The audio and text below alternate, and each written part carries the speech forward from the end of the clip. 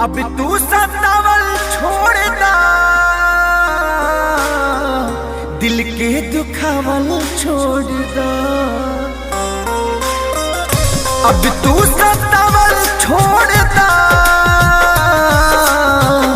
दिल के दुखावल छोड़दा। हमारा पतोहार एहसान लागी गो, तिल तिल हुआवल छोड़दा। अब तू सतावल छोड़दा, दिल के दुखावल छोड़दा।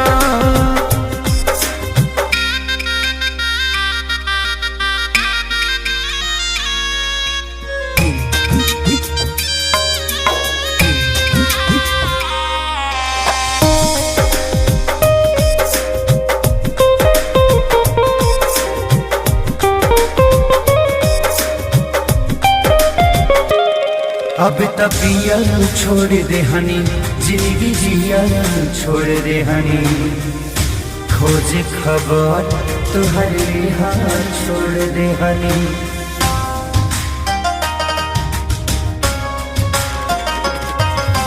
खुश बड़ो बेवफाई में, दिहलू जहरिया दवाई में।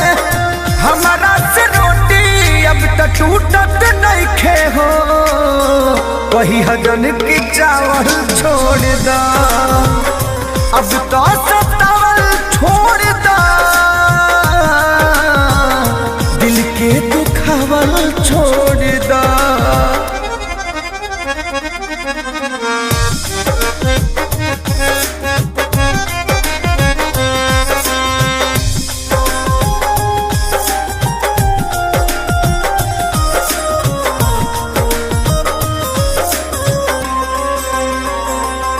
हम तो पढ़ल छोड़ दे हनी, तुहसे लड़ल छोड़ दे हनी। खुशी तो है देखी देख के जड़ल छोड़ दे हनी।